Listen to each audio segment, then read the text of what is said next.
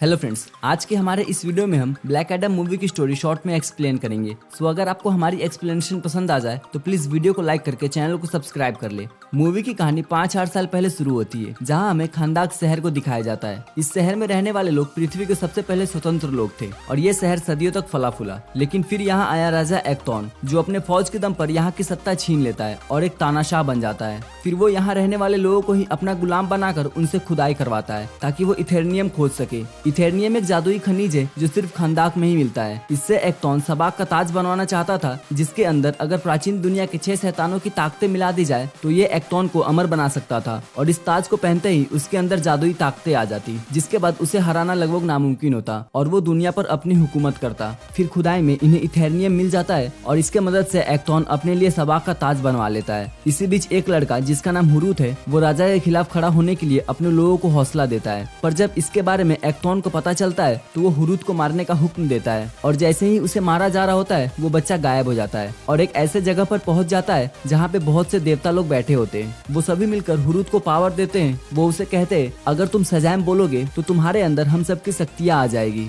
फिर हुरूत के सजैम बोलते ही उसके अंदर सुपर पावर्स आ जाती है और वो खानदाक के लोगों का सूरमा बन जाता है। जिसके बाद वो राजा से लड़ता है और उसे कई बार हराता है। फिर कई बार हारने के बाद राजा उस पर हमला करता है जो हुरूत को सबसे प्यारा था। उसने उसके परिवार पर हमला किया। फिर जब हुरूत घर आता है तो वो देखता है कि उसकी माँ मर चुकी है और उसके पिता बहुत ही घायल है। तो वो अपने पिता की जान बचाने के लिए अपनी पावर्स अपने पिता को दे देता है। तभी राजा के आदमी हुरूत को मार देते हैं। इससे हुरूत के पिता, जो कि पावर मिलने के बाद ब्लैक एडम बन गए थे, वो बहुत गुस्सा होते हैं और वो राजा के महल में जाते हैं और राजा को सबाक का ताज पहनने से पहले ही उसे मार देते हैं। इस समय ब्लैक एडम के शरीर से इतनी ऊर्जा निकलती है जिससे पूरा का पूरा राजमहल तबाह हो जाता है। इसकी ऊर्जा इतनी ज्यादा होती है कि इसका असर पूरे शहर पे पड़ता है और पूरा शहर तबाह हो जाता है। इससे वो सभी देवता जिन्होंने हुरूत को पावर दी थी वो गुस्सा हो जाते हैं और ब्लैक एडम को बंदी बनाकर जमीन के अंदर दफना देते हैं, जहां ब्लैक एडम पूरे 5000 सालों तक सोया रहता है। इसके बाद कहानी प्रेजेंट टाइम में आती है और अब खानदाक में एक गैंग ने कब्जा कर लिया है और इस गैंग के सिपाही पूरे शहर में फैले होते हैं। वहीं हम एड्रियाना को देखते हैं जो उस ताज को खोजने में लगी होती है। इसके साथ 3 और लोग होते हैं, इस्माइल, करीम और समीर।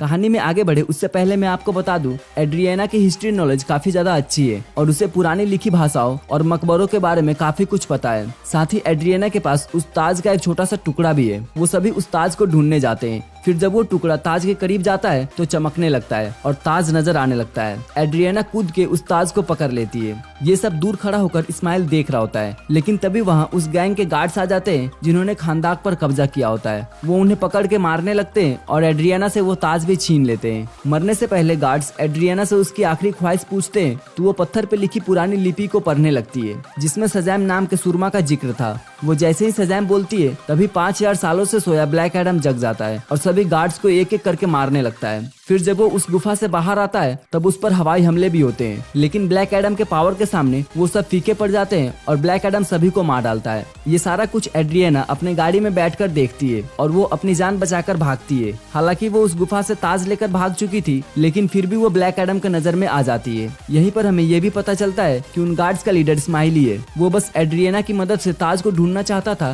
ताकि उसे पहनकर शक्तिशाली बन सके। खानदाक में मचे इस तबाही के बारे में जब एमांडा वॉलर को पता चलता है तो वो उसे रोकने के लिए जस्टिस सोसाइटी ऑफ अमेरिका के मेंबर को खानदाक शहर में भेजती है ताकि वो सभी मिलकर ब्लैक एडम को रोक सके। जस्टिस सोसाइटी ऑफ अमेरिका के टीम में 4 मेंबर होते हैं। पहला होता है हॉकमैन, दूसरी होती है एक लड़की जिसे साइक्लोप्स के नाम से जाना जाता है। साइक्लोप्स के पास तूफान उड़ाने की पावर होती है। तीसरा होता है एटम स्मैशर, जिसके पास अपना साइज छोटा बड़ा कर लेने की पावर थी। और चौथे होते हैं डॉक्टर फेट, जो कि एक इंटरडायमेंशनल ट्रैवल कर सकते हैं, साथ ही वो पास्ट और फ्यूचर भी देख सकते हैं। फिर ये सभी हीरोज मिलकर ब्लैक एडम को रोकने की कोशिश करते हैं, लेकिन उसे रोकना इनके बस की बात नहीं थी। इसी बीच डॉक्टर फेथ को पता चलता है कि एड्रियाना के पास सबाक का ताज है। यहाँ ये एड्रियाना से मदद मांगते हैं ब्लैक एडम को पकड़ने के लिए, पर एड्रियाना साफ मना कर देती है। वो कहती है, आज तुम ब्लैक एडम को पकड़ने आए हो जब वो हमारी मदद कर रहा है। उस वक्त कहाँ थे जब हम पर जुर्म हो रहा था। इस पर हॉकमैन उसे बताता है कि जिसे तुम अपना मसीहा समझ रही हो उसी ने इस शहर को तबाह किया था। ये जानने के बाद एड्रियाना उन्हें ब्लैक एडम के पास लेके जाती है ताकि सब आपस में बैठ के बात कर सके। तभी दूसरी तरफ इस्माइल एड्रियाना के घर पर जाता है वो ताज हासिल करने के लिए, लेकिन जब उसे ताज नहीं मिलता तो वह एड्रियाना के बच्चे एमोन को ही उठा के अपने साथ लेके जाता है।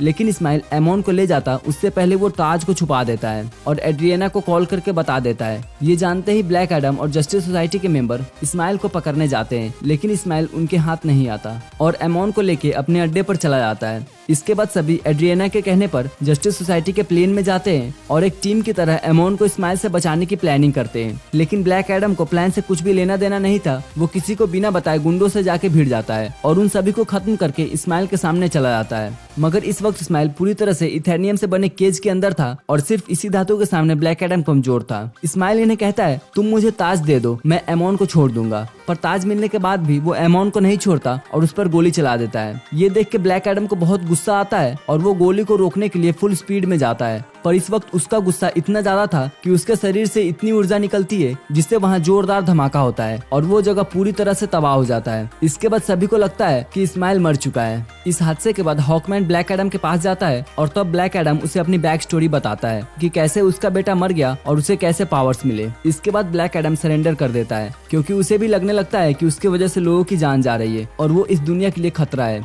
इसके बाद जस्टिस सोसाइटी उसे एक सीक्रेट अड्डे पर लेके जाते हैं जहाँ ब्लैक एडम को बेहोश करके पानी के अंदर रख के गहरी नींद में सुला देते हैं ताकि वो फिर से सजैम ना बोले। इसी बीच स्माइल जो कि उस ताज के साथ मर गया था, उसका शरीर फिर से जिंदा हो जाता है क्योंकि ताज में पुराने भाषा में लिखा होता है कि मृत्यु ही अगला जीवन है। और ताज पहनने के बाद जब वो मरा तो शैतानों की दुनिया में चला गया जहाँ सभी शैतान जादूगरों ने उसे सबाक बना दिया। सबाक समुद्र से बाहर निकलता है और खंदाक की तरफ जाता है क्योंकि वो अपने वंश का आखिरी वारिस था। इसीलिए वो राजा के तख्त पर बैठने के लिए जाता है ताकि काली दुनिया का रास्ता खोल सके। फिर सबैक को रोकने के लिए जस्टिस सोसाइटी खानदाक पहुंचती है पर डॉक्टर फेट ये जानते थे कि उसकी टीम सबैक को नहीं हरा सकती। इसीलिए वो महल के बाहर अपनी मैजिक से फोर्स फील्ड क्रिएट कर देते हैं ताकि उसके टीम मेंबर उसके अंदर ना आ जाए, इससे वो सबैक के हाथों नहीं मारे जाए। इसके बाद डॉक्टर फेट सबैक से अकेले भिड़ने चले जाते हैं पर वो ये जानते थे कि सबैक को सिर्फ ब्लैक एडम ही हरा सकता है। इसीलिए वो उसे मैजिक के थ्रू कांटेक्ट करते हैं और उसे खानदाक आके सबैक को हराने के लिए कहते हैं। फिर ब्लैक एडम यहाँ से निकल के सबैक से भिड़ने के लिए खानदाक आ जाता है और जस्टिस सोसाइटी की टीम के साथ मिलकर सबैक को खत्म कर देता है और हीरोज ये लड़ाई जीत जाते हैं। इसके बाद जस्टिस सोसाइटी ब्लैक एडम को खानदाक में छोड़ के चली जाती है और उसे अरेस्ट नहीं करते हैं। मूवी के पोस्ट क्रेडिट सीन में एमेंडा वॉलर का ड्रोन ब्लैक एडम के पास आता है और एमेंडा उसे कहती है, भले ही तुम हमारे जेल में नहीं हो पर अब खानदाक ही तुम्हारा जेल है और अगर तुम खानदाक से बाहर जाओगे तो बच नहीं पाओगे। इस पर एडम उसे कहता है कि इस दुनिया में ऐसा कोई नहीं जो मुझे हरा सके। तो एमेंडा कहती है, मैं ऐसे लोगों को भी जानती हूँ जो कि इस दुनिया के हैं ही नहीं। और तब एंट्री होती है हेनरी कैल्विन वाले सुपरमैन की, जो एडम को कहता है हमें बात करनी चाहिए। और इसी के साथ ये मूवी यहीं पे खत्म हो जाती है। सो फ्रेंड्स, अगर आपको हमारी ये वीडियो पसंद आई हो तो प्लीज वीडियो को लाइक कीजिएगा और अपने दोस्तों के साथ शेयर भी कीजिएगा और ऐसे ही वीडियोस को देखने के लिए हमारे चैनल को सब्सक्राइब भी कर लीजिएगा। तो फिर मिलते हैं आपसे अगले वीडियो में, तब तक के लिए गुड बाय।